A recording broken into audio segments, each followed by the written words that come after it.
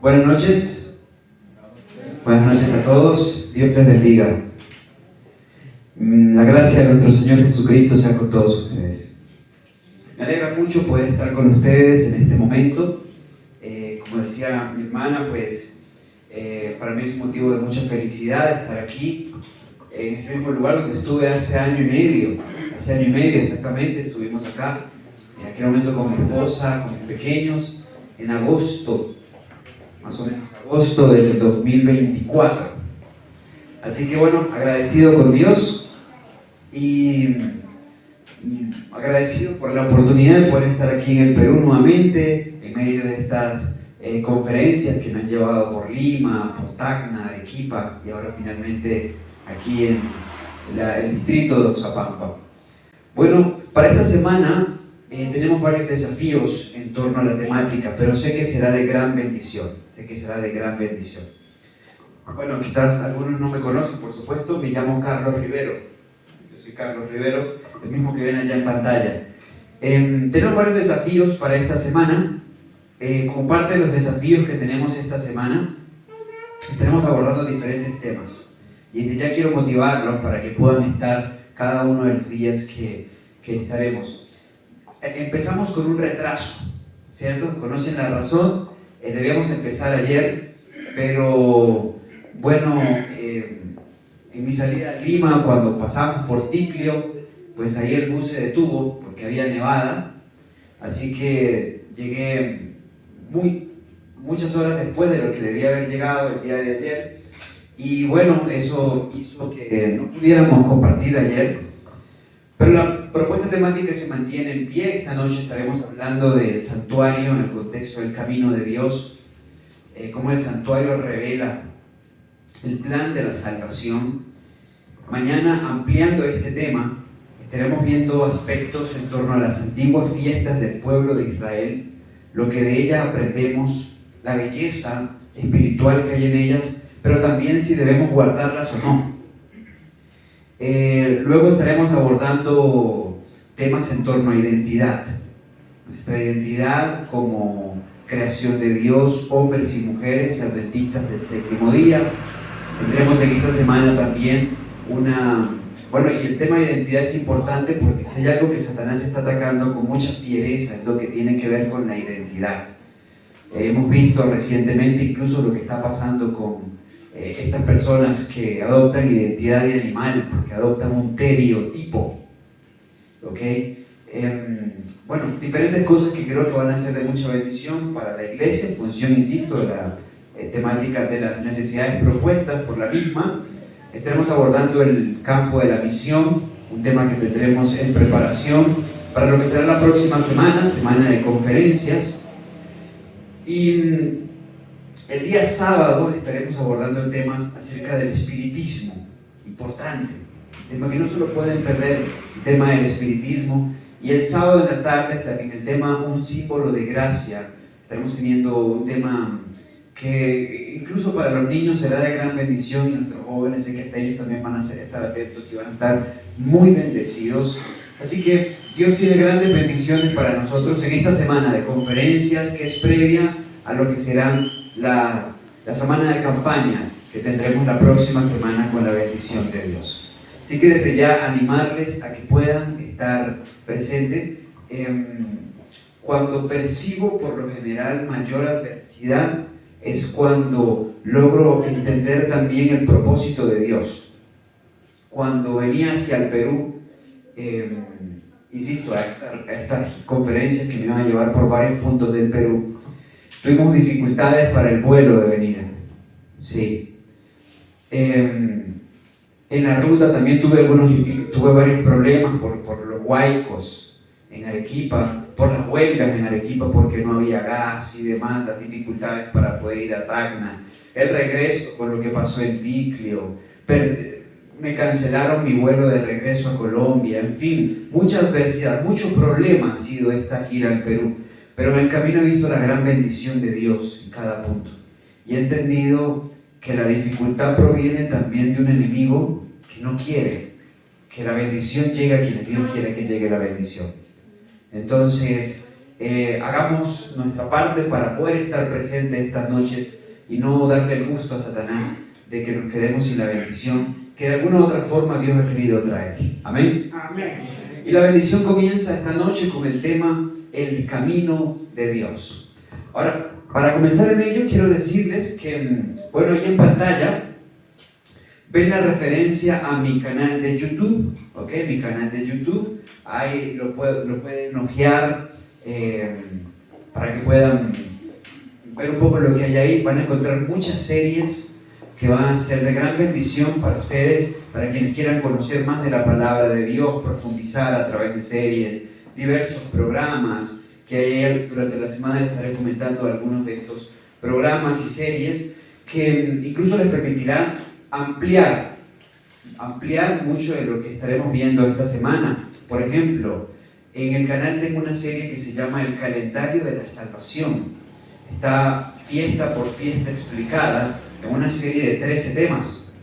Lo que aquí haremos mañana, en resumen, allá ustedes lo van a encontrar en 13 temas, ¿sí?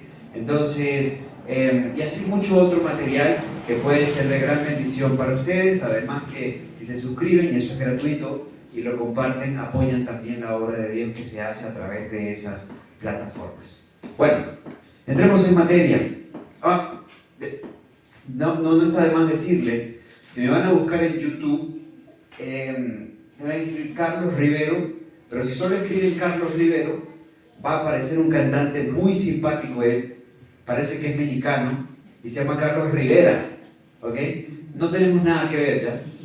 Entonces ese no es, pero si usted ya escribe luego Carlos Rivera y comienza a escribir encuentros, ahí le va a aparecer lo demás sugerido, encuentros con la verdad, ¿ok? Ahí se pueden suscribirse, ahí se pueden comenzar a compartir, ¿está bien? Muy bien. Bueno, el camino de Dios. Nuestro tema de esta hora hemos titulado El camino de Dios, para abordar la temática propuesta en torno al santuario y el plan de la salvación. ¿Saben? El santuario revela, literalmente, revela un camino. Revela el camino de la salvación. Revela el camino de Dios. Salmos capítulo 68, versículo 24. Dice así. Salmos 68, 24 nos dice: ¿Vieron tus caminos, oh Dios, los caminos de mi Dios y de mi Rey? ¿En dónde? En el santuario. Según el salmista, los caminos de Dios, los caminos de nuestro Rey, están en el santuario. El santuario revela el camino de Dios. Importante entenderlo. Y no olviden estos elementos: camino, Dios. El propósito de Dios con nosotros, su intención después de que hemos caído como especie, es devolvernos a nuestro estado original en salvación, ¿cierto? Bien, para ello el Evangelio de salvación. El Evangelio se encuentra revelado en la vida, en la obra, en la enseñanza de Cristo. Cristo dijo: yo soy el camino, la verdad y la vida. Cristo es el camino al Padre. El santuario es una revelación de Cristo, es lo que veremos a continuación. El santuario es una continua y constante revelación de Cristo. El santuario, que es una revelación de Cristo, es el camino de Dios, porque Cristo es el camino que nos conduce al Padre. Ahora, nótense, el salmista dice: el camino de Dios está en el santuario. Para ello es importante entender, y aquí lo haremos en forma de repaso, porque como buenos adventistas conocemos mucho de lo que es parte de los muebles del santuario y demás. Ahora, nótese, vimos lo que dice el salmista. ¿Sabe? Cuando nosotros vemos el santuario y lo abordamos estación por estación, desde el atrio exterior, desde fuera del santuario hasta lo más íntimo, lo más profundo, vamos a poder establecer un sendero, una ruta que debía seguir el que iba desde lo más externo del santuario a lo más profundo. Ese recorrido solo se hacía una vez al año, desde lo más externo a lo más profundo. Pero espiritualmente nosotros podemos hacerle un abordaje a la luz de la Escritura para poder entender lo que implica ese camino.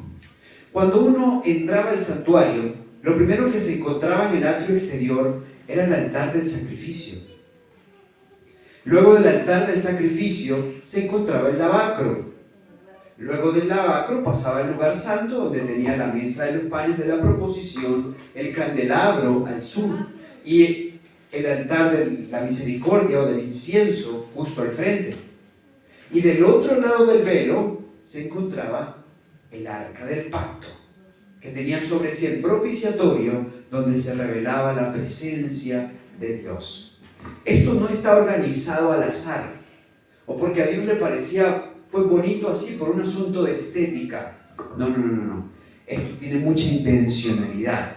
La Biblia no tiene casualidades, la Biblia tiene intencionalidades. Todo lo que Dios hace, lo hace con intenciones, lo hace con intención. Lo primero que pasaba con un pecador, lo primero que ocurría para poder entrar en el santuario era esto. Noten este detalle. Al santuario solo se podía entrar por una puerta. Solo se podía entrar por una puerta. No había otra forma de entrar en el santuario, ¿ok? Solo había una puerta. Y la puerta estaba del lado oriental. La puerta estaba del lado oriental. ¿Por qué está ubicada del lado oriental? Intencionalmente señalado por Dios así. Porque ellos tenían que buscar a su Dios en un sentido diferente a como el mundo buscaba el suyo. El mundo buscaba a su Dios mirando al sol. ¿Por dónde sale el sol? Por el este. Entonces, como la única puerta estaba por el oriente, si usted iba a entrar por el oriente, el mismo punto por donde sale el sol, usted tenía que darle la espalda al sol. ¿Me hago comprender? Tenía que darle la espalda al punto donde adoraba el mundo.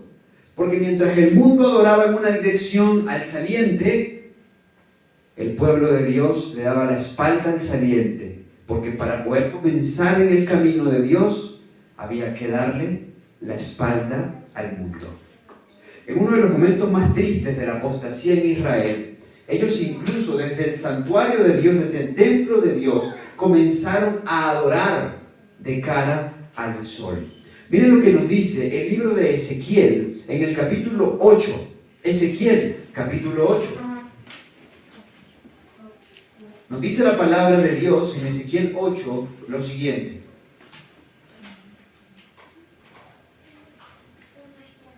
Aquí Dios está mostrándole al profeta Ezequiel en visiones las cosas que estaban pasando, que se estaban haciendo dentro de Jerusalén, dentro del templo de Dios incluso, y que era una clara demostración de la forma como estaba en decadencia el pueblo, el llamado pueblo de Dios. Ahora, fíjense, en Ezequiel capítulo 8, podemos leer a partir del versículo 6, Dios le dice a Ezequiel: me dijo entonces, hijo de hombre, ¿no ves lo que estos hacen? Las grandes abominaciones que la casa de Israel hace aquí para alejarme de mi santuario. Mas vuélvete aún y verás abominaciones mayores. Y me llevó a la entrada del atrio, y miré, y aquí que en la pared un agujero, y me dijo: hijo de hombre, cava ahora en la pared, y cavé en la pared, y aquí una puerta. Y me dijo luego: entra, y ve las malvadas abominaciones que estos hacen allí. Entré pues y miré, y aquí toda forma de reptiles y bestias abominables, y todos los ídolos de la casa de Israel, que estaban pintados en la pared alrededor.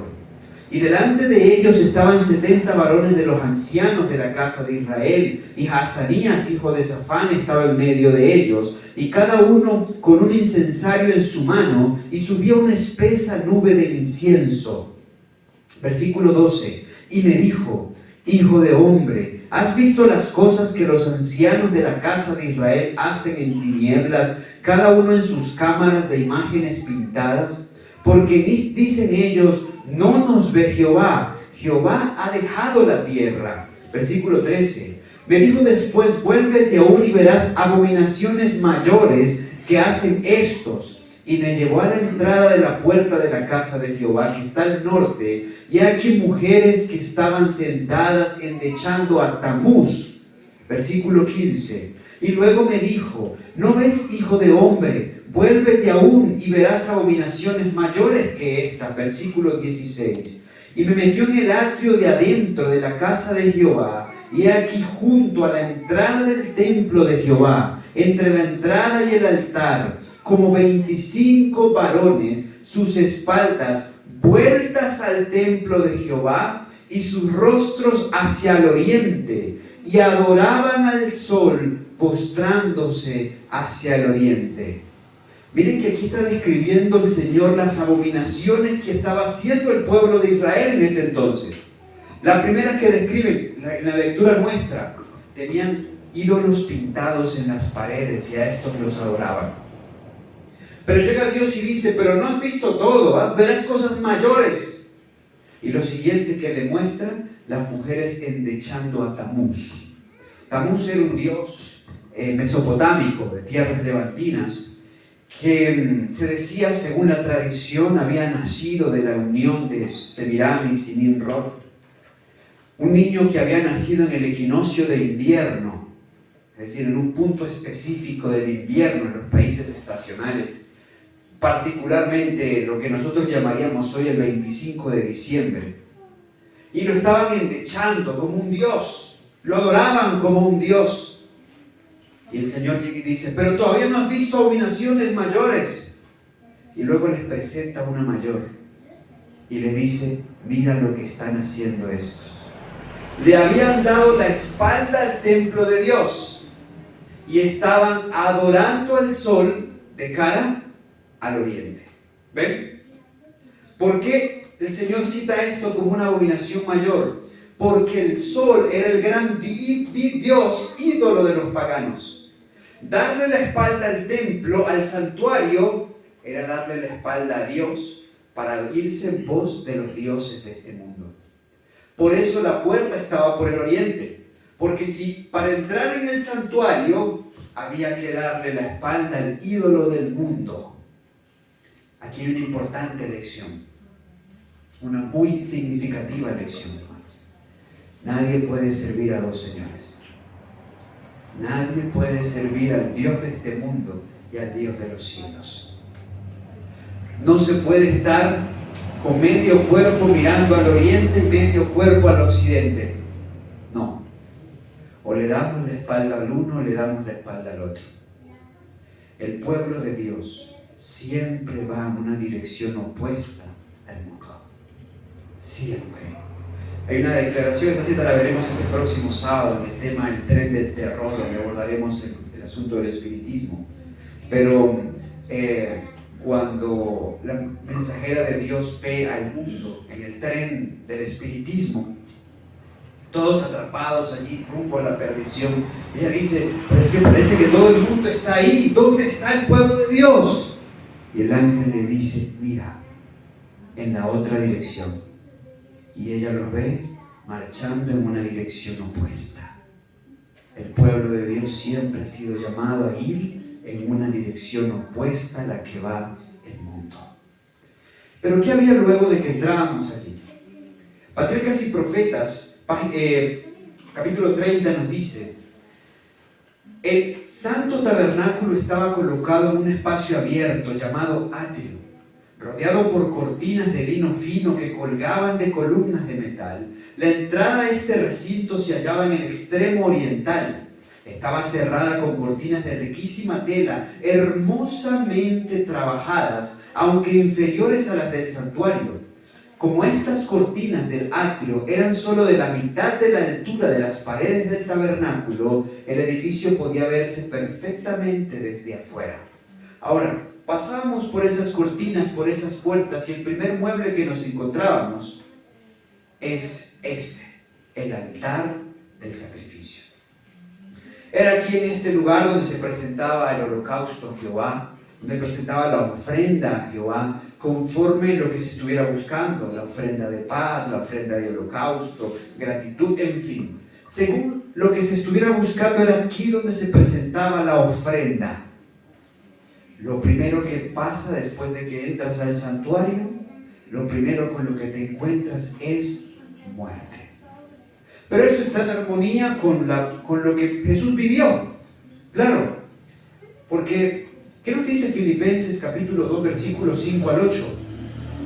Haya pues en vosotros en este mismo sentir que hubo también en Cristo Jesús, el cual siendo en forma de Dios, no estimó el ser igual a Dios como cosa que aferrarse, sino que se despojó a sí mismo, tomando forma de siervo, hecho semejante a los hombres, y estando en la condición de hombre, se humilló a sí mismo, haciéndose obediente hasta la muerte, y muerte de cruz. El texto revela algo. ¿Qué vino Jesús a hacer en la tierra? A revelar el carácter del Dios del cielo, a sellar el pacto eterno, a cumplir las profecías, a revelarse como el gran Salvador. Vino a morir. En la experiencia de Jesús, el atrio es la tierra. Y Jesús vino a la tierra, entre otras cosas, a morir como el Cordero de Dios que quita el pecado del mundo. De hecho, mis queridos hermanos, si Jesús no hubiera, voy a entrar en el terreno del hubiera y del hubiese, eso no existe. Hubiera no existe, hubiese tampoco. Pero voy a entrar en ese terreno.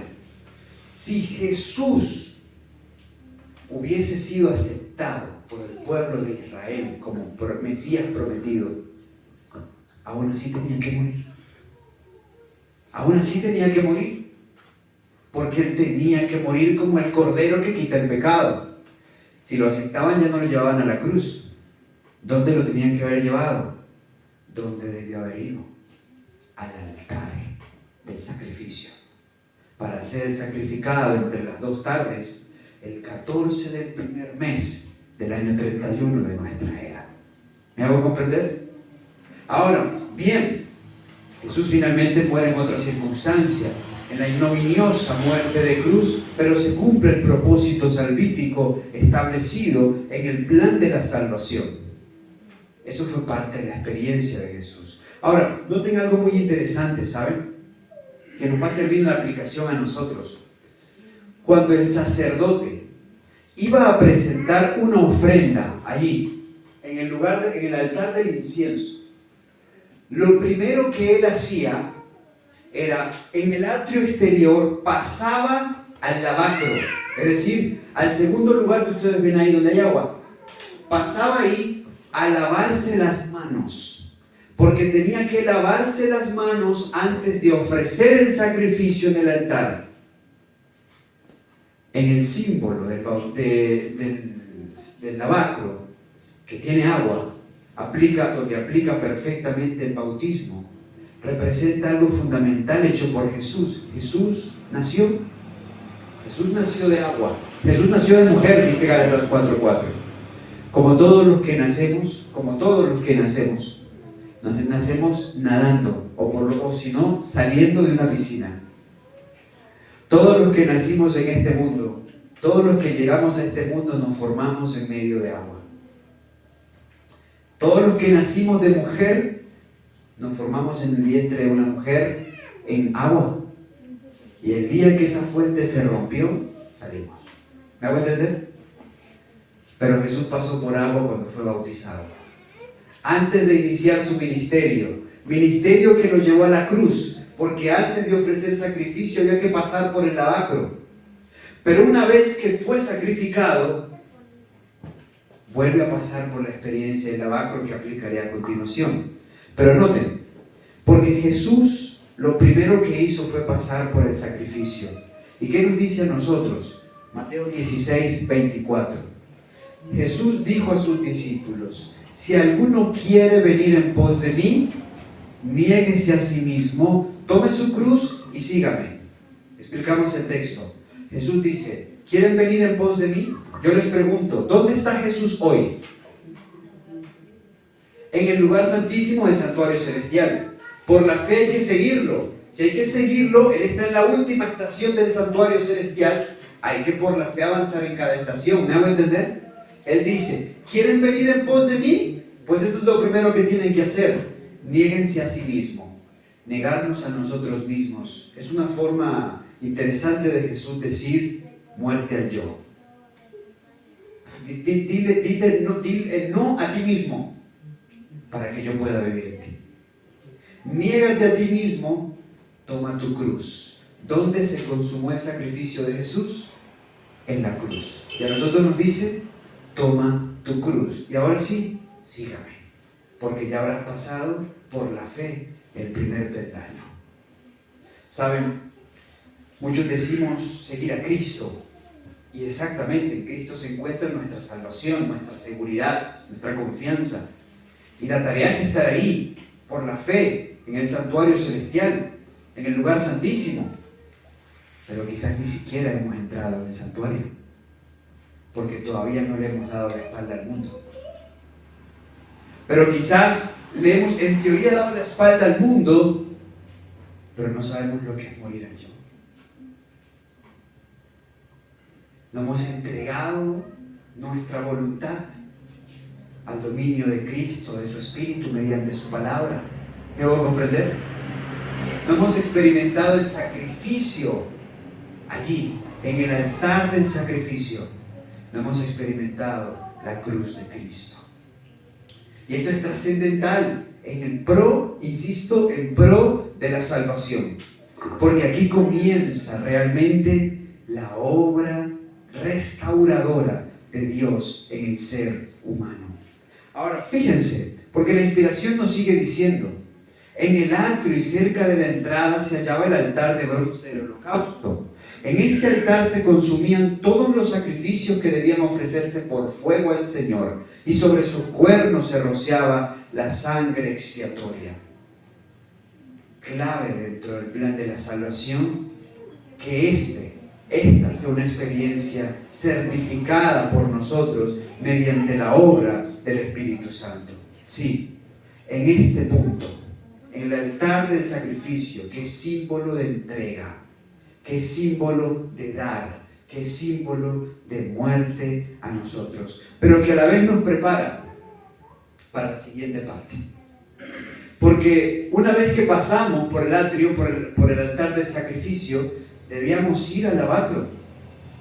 ¿Y el lavacro qué implicaba? Miramos lo que implicó en Jesús. ¿Qué implicó en Jesús? El renacimiento, la resurrección, el nacer de nuevo, la nueva vida en el caso de Cristo, su resurrección. Esto implica también algo muy similar en el caso del pecador.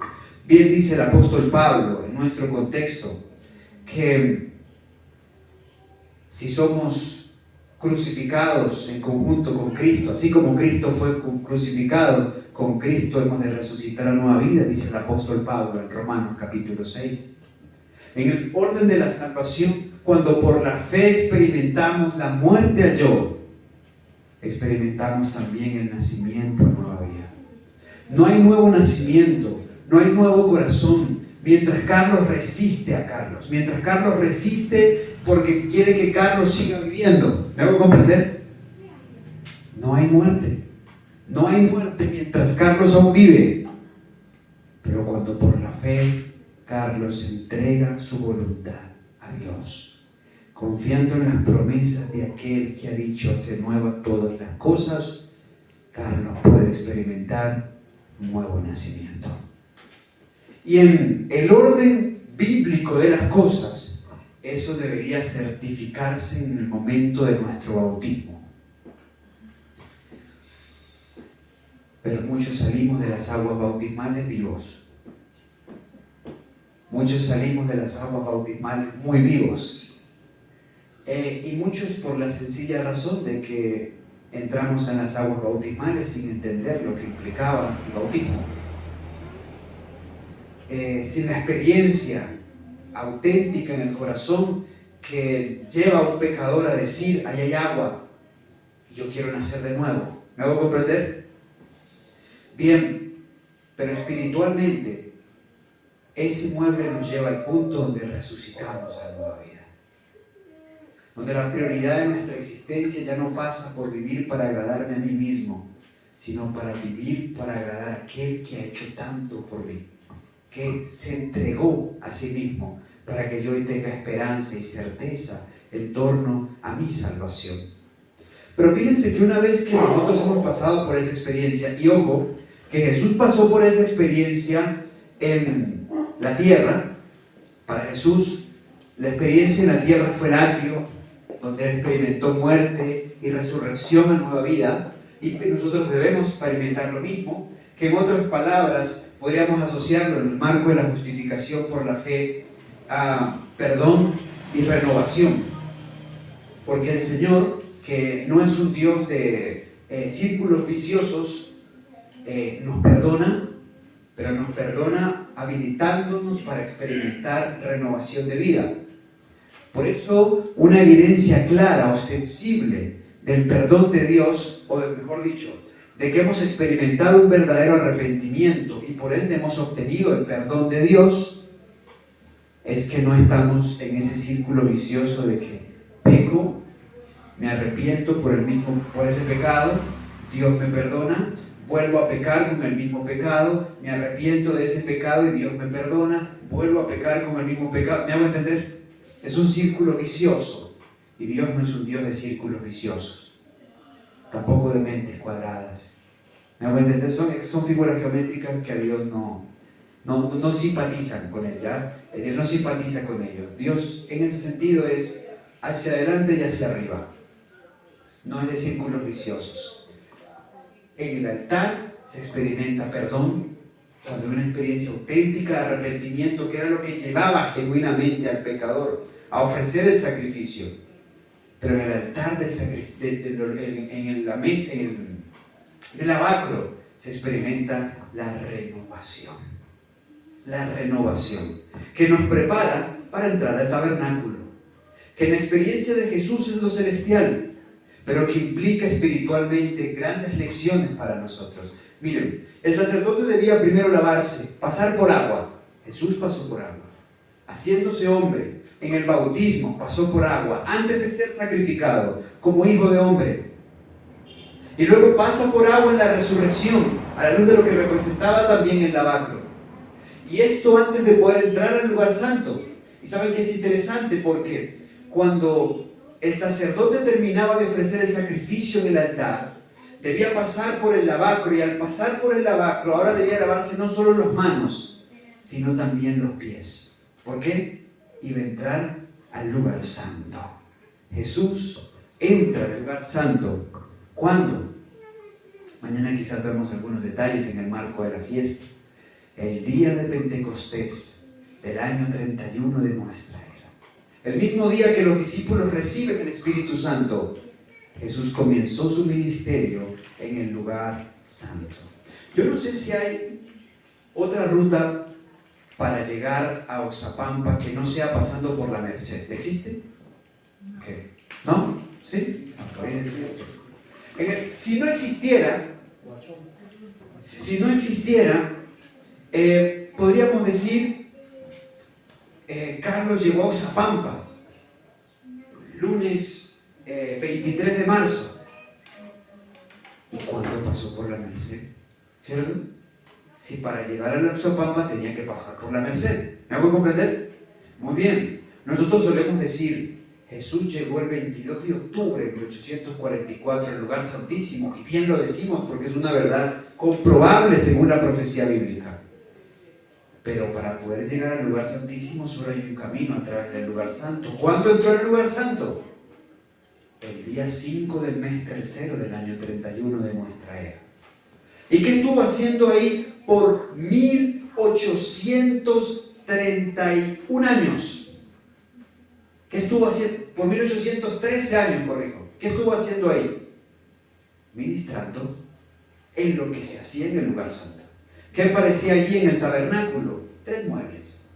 La mesa de los panes de la proposición, el altar del incienso, la misericordia, y el candelabro de oro. Esto evoca parte de la experiencia celestial de Cristo. Él en el santuario celestial. ¿Qué implica para nosotros espiritualmente? Lo primero que uno se encontraba allí era esta mesa, el lado norte. Único mueble del santuario que está del lado norte. ¿Qué evoca? Uno de los tronos de Dios. Sí, uno de los tronos de Dios.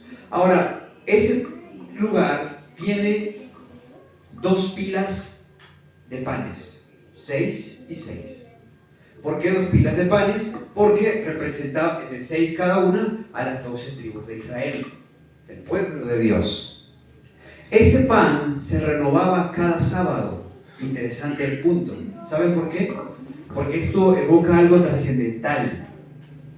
Dios nos ha dado el sábado, no solo como un día de la familia, no solo como un día para profundizar en nuestra experiencia colectiva como iglesia, sino es un día bendecido de forma especial, porque ese día se renueva la palabra de Dios para nosotros.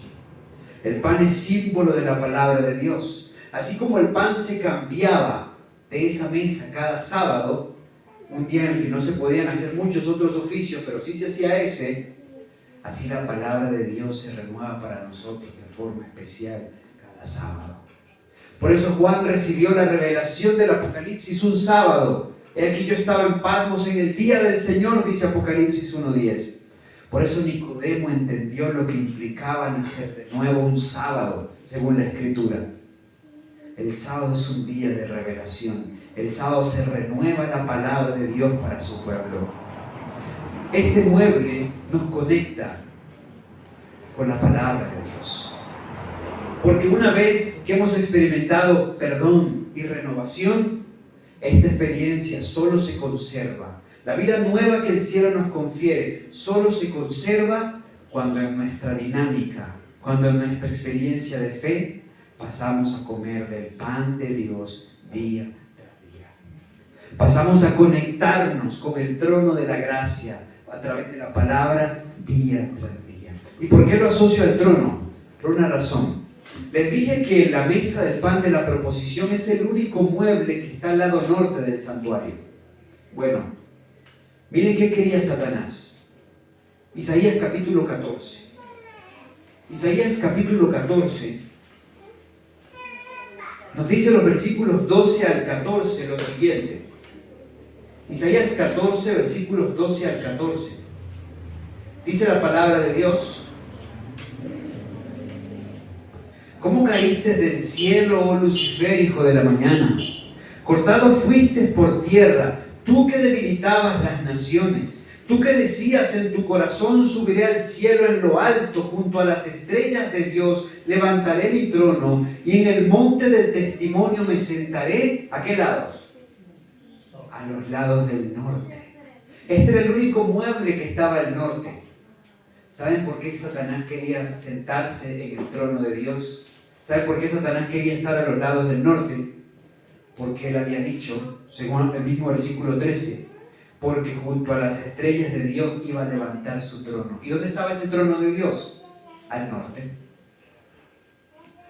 Cuando nosotros accedemos al trono de Dios por la fe, estamos accediendo a esa bendición a la que tenemos acceso gracias al mérito de Cristo.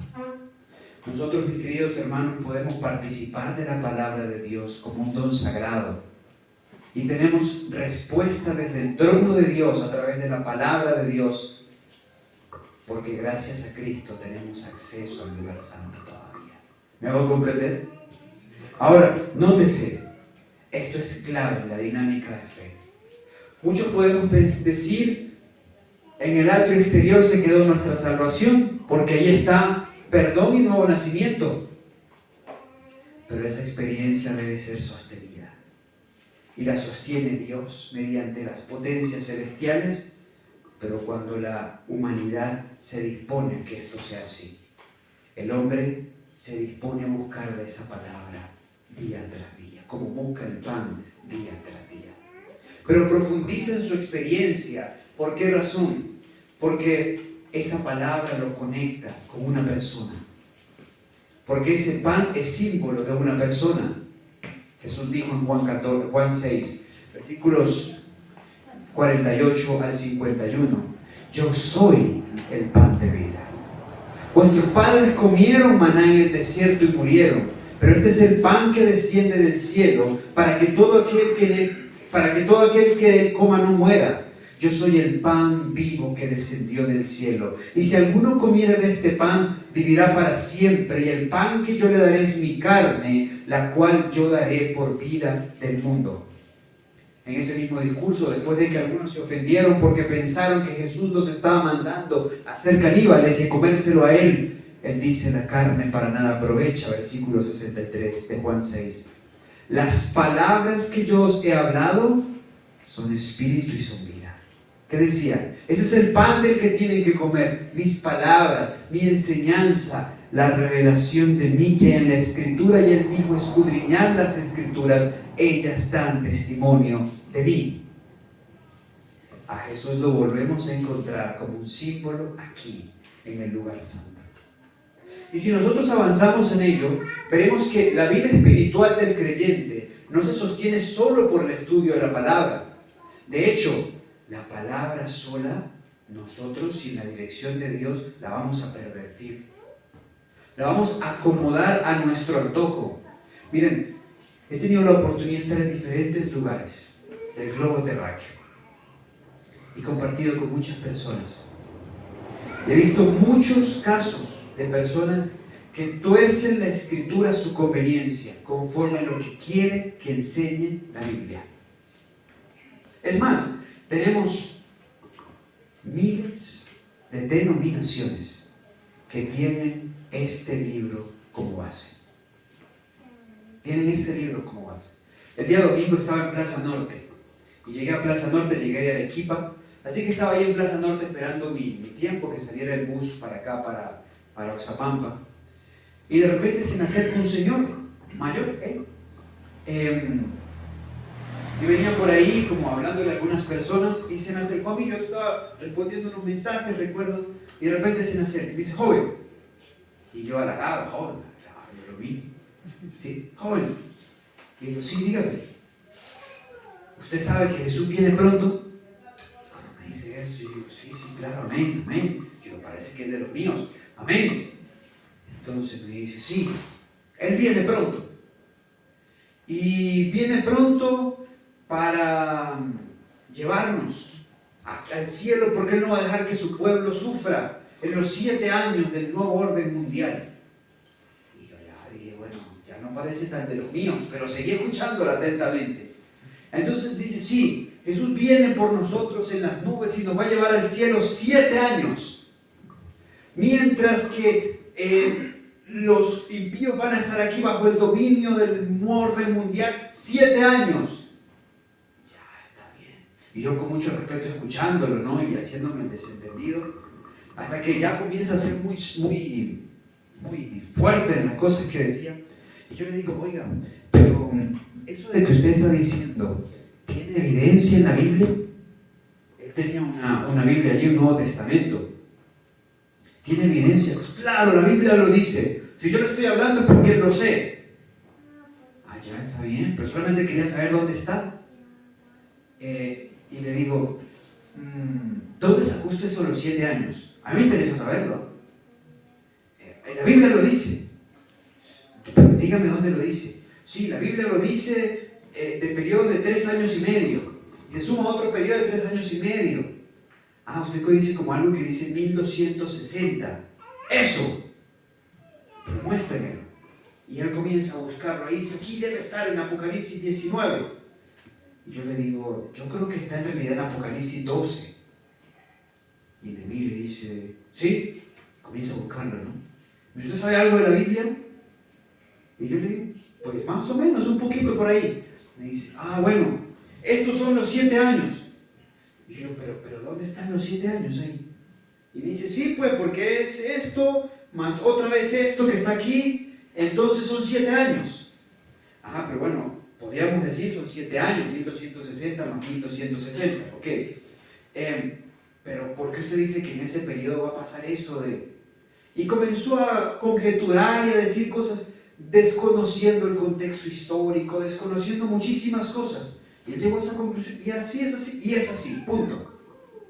Y después me dijo: ¿usted es de alguna iglesia? Y yo le digo: sí, yo soy adventista del séptimo día. Ah, sabatista. Algo así, sí, sabatista. Y recuerdo que me ha pasado algo así con una mujer que me había llamado sabatista. Y yo digo: sí, yo creo que esos mismos.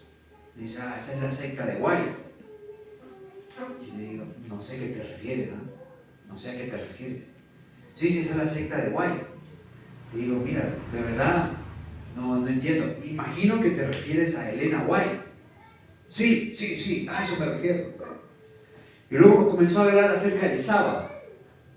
Y agarraba unos textos, porque luego empezamos a hablar del sábado. Y como él hablaba más o menos fuerte, entonces yo lo hice así que se sentara a mi lado. Y digo, pues vamos a convertir esto en un estudio bíblico para los que estaban alrededor. De los pocos asientos que, como había tanta gente, así que la gente estaba alrededor ahí sentada también. Y pues ellos mirando su cosa, pero algo se queda. Así que mientras él me sacaba los versículos acerca del domingo, era increíble cómo aplicaba los textos del sábado al domingo. Yo le decía, pero ¿qué dice sábado? ¿O dice día séptimo? Y séptimo día es... Y decía cualquier argumento para tratar de decir que en realidad lo que dice la Biblia es el domingo, que hay que guardar es el domingo. Miren, uno puede agarrar la Biblia, insisto, y usarla como quiera, para tratar de justificar lo que quiera justificar. En una ocasión estaba en Luque, 45 minutos de la capital de Paraguay, la Asunción. Y recuerdo un guaraní que después del tema me buscó y me dijo, yo tengo un problema. Bueno, en realidad son varios. Tengo varias mujeres. Hermano de la iglesia, tengo varias mujeres, me dijo. Y yo le digo, sí. Pero es que yo tengo una situación, me dijo. Es que mira, David tuvo varias mujeres. El hombre conforme al corazón de Jehová. El hombre más sabio del mundo, Salomón, tuvo muchas mujeres. Abraham, el padre de la fe, tuvo varias mujeres. Jacob, de quien viene el nombre de Israel, tuvo varias mujeres. Y él se empecinó en que él podía tener varias mujeres. Y encontró argumento bíblico. Encontró argumento bíblico para decir, yo puedo. Así que tener la Biblia no es garantía. Es garantía cuando la experiencia de la mesa de la proposición, en nuestra experiencia cristiana, está sostenida en una experiencia profunda de oración. Y aquí está este otro mueble. El mueble del altar de la misericordia. Un mueble maravilloso que evoca otra parte importante, trascendental de la experiencia del cristiano. El tiempo de comunión con Dios mediante la oración. Porque era ahí exactamente frente al velo que separaba el lugar santo del Santísimo y de la inmediata presencia de Dios estaba el altar de oro del incienso. Y sobre este altar el sacerdote debía quemar el incienso todas las mañanas y todas las tardes. Sobre sus cuernos se aplicaba la sangre de la víctima de la expiación y el gran día de la expiación era rociado con sangre. El fuego que estaba sobre el altar era un fuego encendido por Dios mismo y se mantenía como sagrado. Día y noche, el santo incienso difundía su fragancia por los recintos sagrados del tabernáculo y por sus alrededores. Evoca algo trascendental en la experiencia del cristiano. Tarde, mañana y mediodía oraré, y en ti esperaré, dice el salmista. Una experiencia que evoca mantenernos en constante contacto con Dios a través de la oración. Orar sin cesar, dijo el apóstol Pablo. Y por supuesto, si entráramos a hablar de la oración, tendríamos que tener un seminario aparte. Pero no oramos solamente cuando estamos de rodillas, aunque hay momentos especiales para estar de rodillas delante de Dios. Y nuestro día a día debe y puede ser una constante oración. Orar sin cesar, dice la Escritura. Esto es trascendental en la experiencia del cristiano. Pues mediante la oración nuestra fe es sostenida. Mientras en la oración nuestra experiencia espiritual se robustece, se fortalece. Mediante la oración somos habilitados a entrar en lo profundo de la palabra de Dios. Por eso nunca se abre la Escritura sin orar. Y nunca se abre la Escritura sin pedirle a Dios su dirección mediante el último mueble que nos falta del tabernáculo, del lugar santo, el candelabro. Ese candelabro con 7 brazos. Ese candelabro que evoca la plenitud de la obra de Dios en sus hijos mediante el Espíritu Santo. Un Espíritu Santo que nos es dado como luz de parte de aquel que dijo: yo soy la luz del mundo, Cristo. pero que nos ha dado su Espíritu Santo en su plenitud para que nosotros podamos disfrutar, insisto, de una vida con poder. Nótese, la experiencia de oración, la experiencia de estudio de la palabra, solo será una experiencia realmente elevadora, transformadora y que nos prepara para vivir permanentemente en la presencia de Dios en el lugar santísimo cuando esto está certificado por la obra del Espíritu Santo. Clave en ese contexto. Cuán poco lo pedimos, cuán poco lo valoramos, pero ¿saben? Todas nuestras necesidades se resumen en el Espíritu Santo. ¿Usted quiere salud? Espíritu Santo. ¿Usted quiere sanidad? ¿Usted quiere sabiduría? Espíritu Santo. ¿Usted quiere poder para predicar la palabra? El Espíritu Santo. Lo que usted necesite, usted lo resume diciéndole a Dios: dame el Espíritu Santo. ¿Usted quiere estar preparado para la gran crisis final? El Espíritu Santo. ¿Usted quiere que nuestra iglesia crezca y que sea dado testimonio en toda esta región de la verdad de Dios? El Espíritu Santo. Muchas veces descuidamos el elemento trascendental para alcanzar los objetivos y buscamos cumplir los objetivos sin este elemento, el Espíritu Santo, que parte de la experiencia individual, insisto, individual, de lo que individualmente ocurre en nuestras vidas a través de la palabra, a través de la oración, donde obra el Espíritu Santo para que esta experiencia sea significativa. Y es un espíritu que obra de una forma integral. Ahora, noten, por eso el candelabro tiene 7 brazos, porque el 7 representa en la Biblia totalidad, perfección. Proverbios 24:16 dice: porque 7 veces cae el justo y vuelve a levantarse, mas los impíos caerán en el mal. Noten, ¿cuántas veces cae el justo? 7.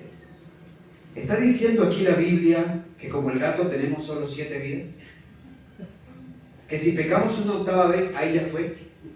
No, eso no es lo que está diciendo la Biblia. El 7 es un número simbólico. ¿Saben por qué lo comento?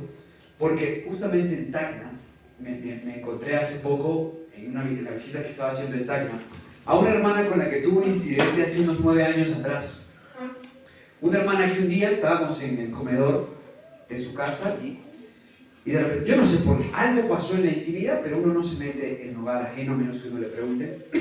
Entonces ella me dijo: yo se las tengo contaditas a mi esposo. 267 me dijo. Y contando. ¿Qué? Y luego entendí que era lo que había hecho. Ella tomó la ecuación de Jesús, 70 veces 7, y dijo 490. Entonces la venía contando a su esposo y su esposo ya iba por la 267. No sé cómo llevaba el cómputo, no se lo pregunté. No sé si habían faltas que las multiplicaban, valían más. No sé si les contaba cuando le dejaba las medias sucias, o no le lavaba los platos, o le dejaba plantada la comida. No sé, pero en aquel momento ella llevaba 267. No ha llegado a 490 porque o se replanteó eso, o el hermano no ha llegado a ese punto, porque todavía están juntos, lo certifico, los vi juntos hace 10 días atrás.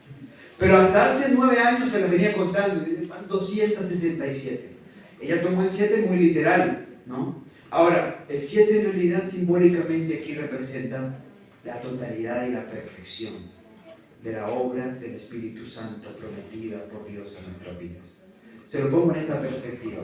Apocalipsis 1, 4 y 5 dice así: Juan, a las 7 iglesias que están en Asia, gracia y paz a vosotros, del que es, del que era y del que ha de venir, y de los 7 espíritus que están delante de su trono, y de Jesucristo el testigo fiel, el primogénito de los muertos y el soberano de los reyes de la tierra. Aquí Juan está haciendo una presentación de la deidad. Primero presenta al Padre, el que es, el que era y el que ha de venir. Muchos dicen: ese es Cristo. No, porque luego menciona a Jesucristo, el testigo fiel y verdadero. Y el Padre también es, también era y también ha de venir. En el último lugar menciona a Cristo, el testigo fiel y verdadero y primogénito de los muertos. Pero en el medio menciona a los 7 espíritus que están delante de su trono. Y uno dice, ¿quiénes son estos 7 espíritus? Porque hasta acá hemos escuchado de un espíritu y Pablo dice una fe, un espíritu, un bautismo. ¿Por qué lo reparten 7? Para hablar de la totalidad, de la plenitud de la obra del Espíritu Santo. Isaías lo toma así. Isaías 11, 1 y 2. Saldrá una vara del tronco de Isaí. ¿Quién fue Isaí? El papá de David. Entonces, papá de David viene Jesús. Es una profecía mesiánica. Y un vástago retoñará de sus raíces y reposará sobre él. Está profetizando cuando Jesús recibe el Espíritu Santo después de su bautismo. Cuenten conmigo. Espíritu de Jehová 1, espíritu de sabiduría 2 y de inteligencia 3, espíritu de consejo 4 y de poder 5, espíritu de conocimiento 6 y de temor de Jehová 7. ¿Son 7 espíritus los que recibió Jesús en el Jordán? Él recibió un espíritu, él recibió el espíritu manifiesto de una forma perfecta, completa. La plenitud del Espíritu Santo se manifestó en Jesús. Porque la plenitud del Espíritu Santo se puede manifestar en nuestras vidas, tal como pasó en Jesús. Para que el fruto del Espíritu, que es como esa mandarina que tiene 9 gajitos, porque es un solo fruto, el fruto del Espíritu, con 9 gajitos: amor, gozo, paz, benignidad, bondad, templanza. ¿Se acuerdan? Se pueda manifestar integralmente en nosotros. Dios no nos ha prometido el Espíritu Santo, y eso es lo que evoca la obra del candelabro, parte de lo que representa el candelabro en el lugar santo, para que nosotros pensamos sobre la mentira, pero no sobre el rencor, para que pensamos sobre la arrogancia y la codicia, pero no sobre la lujuria. Dios nos ha prometido el Espíritu Santo para que por la obra del Espíritu Santo en nosotros, quienes mantenemos por la fe una comunión con Dios a través de la oración, a través del estudio de la palabra, podamos experimentar la plenitud de la victoria de Cristo en nosotros. ¿Es justicia propia? No. Es la obra de Dios en el corazón que se dispone a certificar que Él es Dios. Y no le queda grande llevar a uno de sus hijos al propósito, al gran punto donde ese hijo puede revelar que bajo la gracia y el poder de Dios es posible vencer el pecado y vivir en armonía con la ley de Dios. Ley a la cual se expone el pecador cuando deja el lugar santo para entrar en la presencia de Dios en el lugar santísimo. Para eso nos prepara la palabra, para eso nos prepara la oración bajo la dirección del Espíritu Santo, para eso nos prepara el Espíritu Santo, para eso lo comisionó Cristo, para que mediante su obra de purificación en el corazón podamos estar listos para estar en la presencia de Dios. ¿Pero qué implica la presencia de Dios? Dios tiene un gran problema. Lo que Él más ama lleva dentro de sí lo que Él más odia. ¿Qué es lo que Dios más ama? El pecado. ¿Qué es lo que Dios más odia? El pecado. ¿Por qué Dios odia el pecado? Bueno, no solo porque es la antítesis de su carácter, es lo contrario a Dios, sino también porque por culpa del pecado Dios no puede estar con sus hijos como quisiera. ¿Me hago comprender? Sí. Miren, yo corro un peligro, les soy muy sincero, ¿no? Yo asumo la obra con mucho amor, pero para mí implica un gran sacrificio hoy cuando no puedo ir con mis hijos. De verdad, implica un gran sacrificio. No como en años pasados. No, para mí, en años pasados era sencillo. Es decir, vaya a cualquier lugar, vamos, no pasa nada. Hoy en día no, mis hijos de por medio, mi esposa de por medio. Pongo el contexto de mis hijos porque somos hijos de Dios. Yo corro el peligro de incluso renunciar, me he sentido tentado incluso a aborrecer, a despreciar, tener que ir a otros lugares a predicar porque no puedo ir con mis hijos. ¿Me hago comprender? Porque siento que me separa de aquellos que tanto amo. Estoy abriendo mi corazón. Siento que me separa. Por supuesto yo lo equilibro, ¿no? Por eso no siempre sea así. Pero me pesa mucho cuando no puedo estar con ellos. Y yo soy malo, hermanos. Si vosotros siendo malos, dijo Jesús, pensáis en vuestros hijos, en buenas dádivas, en estar con ellos, cuánto más vuestro Padre que está en el cielo, ¿cierto? El pecado impide que Dios pueda estar contigo como quisiera estar contigo, porque Dios es fuego consumidor al pecado, dice Dios. Por eso lo aborrece.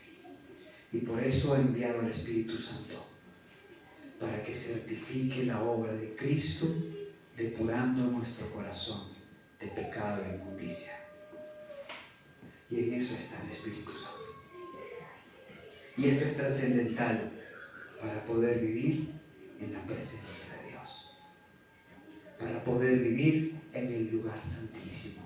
En la experiencia que comenzaremos a evocar mañana y que nos servirá de base para el estudio en torno a las fiestas solemnes, pero que nos deja hoy un solemne pensamiento. Hoy, en el vaivén de las doctrinas, algo en lo que se insiste es en que Dios no es suficiente, en que no es lo suficientemente poderoso para limpiarnos del pecado, para que podamos obtener victoria por la fe en Cristo Jesús. Pero la gran verdad de la Escritura es que el plan de la salvación incluye no solamente el perdón, incluye una renovación sostenida que nos permite experimentar la santificación, que nos permite experimentar justicia. Me hago comprender que nos permite vivir en la presencia de Dios, como Cristo pudo vivir en la presencia de Dios y puede estar en la presencia de un Dios que es santo, santo, santo. Para ello, el Espíritu Santo. Y el santuario evoca de forma sencilla, porque hasta un niño lo puede comprender, el plan de la salvación. Y aquí lo estamos viendo desde una perspectiva. Mañana veremos de la perspectiva de las fiestas. Y no hace más que revelar el mismo orden, sin la complejidad de lo imputado en lo impartido, sin la complejidad de lo forense, sin la complejidad de lo pre o post laxario. En términos simples, morí por ti, te ofrezco perdón y renovación.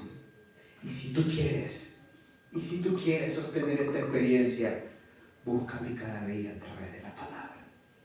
Comunícate con el trono de la gracia a través de la oración y permíteme guiarte a través de mi espíritu, porque dice Romanos 8:14, todos los que son guiados por el Espíritu de Dios, estos son hijos de Dios.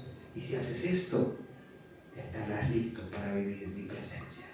¿Hay complejidad allí?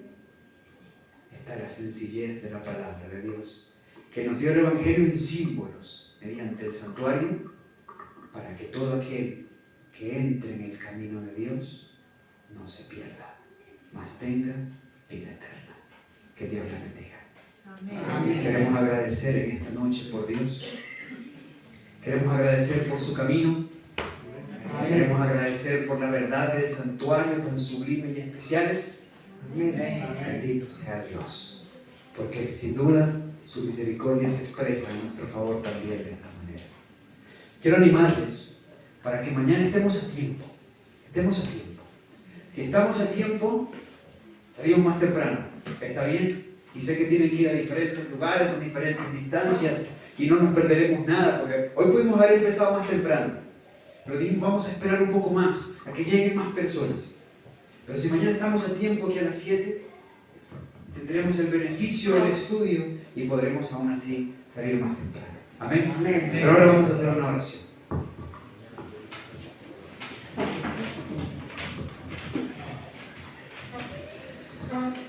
Padre Celestial, Te doy las gracias, porque de muchas formas insistes en mostrarnos tu plan de salvación.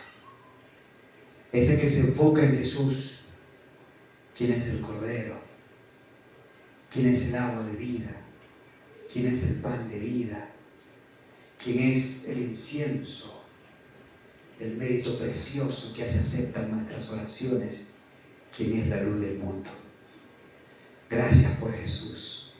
Gracias porque te preocupas, insisto, en que comprendamos estas verdades tan sencillas y a la vez tan profundas que hasta un niño las puede comprender, pero que nos aseguran en que en nosotros se pueda cumplir tu propósito y podamos vivir en tu presencia aquí en la tierra y preparados para tu presencia por las edades eternas y las mansiones celestiales.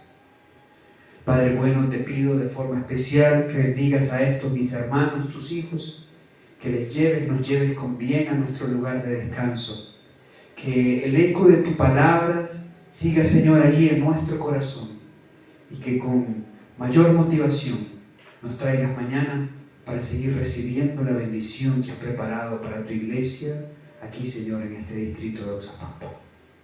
Gracias te doy por tu bondad. En tus manos nos encomendamos en el nombre de Jesús.